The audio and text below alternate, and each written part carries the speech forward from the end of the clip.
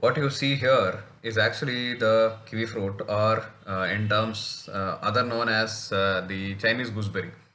And why is that we are talking about the Chinese gooseberry today? Is that, and how is it related to sustainability? So now, if you really have a look at the image here, where it says Kiwifruit, then there's a QR code, and then there is a number, and then it says where it is basically grown. So it's grown in Chile. Chile is all the way down in South America, and I am all the way up in India, and specifically in Bangalore. So this is something that came to me, came to our family through a buying spree, and we then basically ate one Chinese gooseberry, and one Chinese gooseberry remained in our fridge and basically rotted away until it smelled, and then we had to just throw it off. So I will tell you why it is unsustainable. Why is it a topic that we are talking about here today? So it's grown all the way in Chile. It uses Chile's water resources. It uses Chile's transportation. There's a lot of carbon emissions that happen right from growing it until transportation from one place to another, aggregation at one place, packaging in plastic, and then basically coming to a port. From one port, it comes all the way from there to India through either flight channels or through cargos. So both the times there's high preservatives that are added, and also like things that are sprayed on top of it such that it doesn't start to decompose. There's a very large uh, chemical say load that is being put onto this such that it doesn't decompose and comes to India. And even when it comes to India, it may not come to Bangalore because Bangalore is not a port. So it comes from different places. Again at a port, docking at a port, from there to a place, from one state to another, and then run from one city to another, finally from one street to another. There's a lot of movement that happens, and all of that contribute to carbon emissions because there's going to be a movement of vehicles.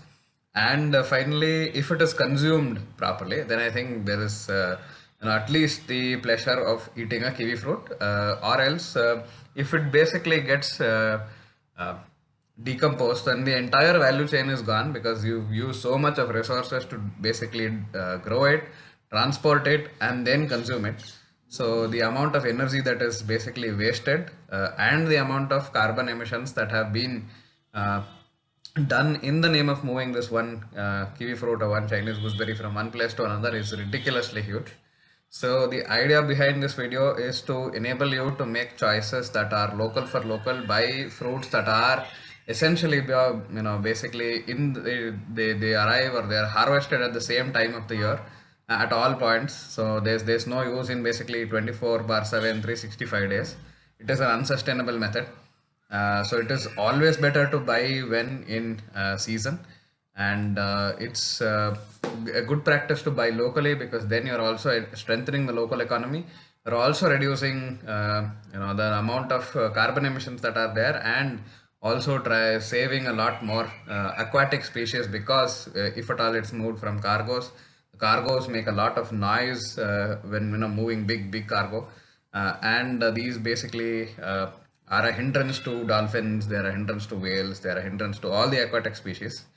Um, just imagine you yourself in a disco and you get an emergency call. Now there's loud music everywhere. You cannot ask them to switch it off just because it is there for you. So you still need to get to take the emergency. So typically like that, there are a lot of calls that happen that get missed between two communicating species or two communicating individuals that are there in an aquatic pattern.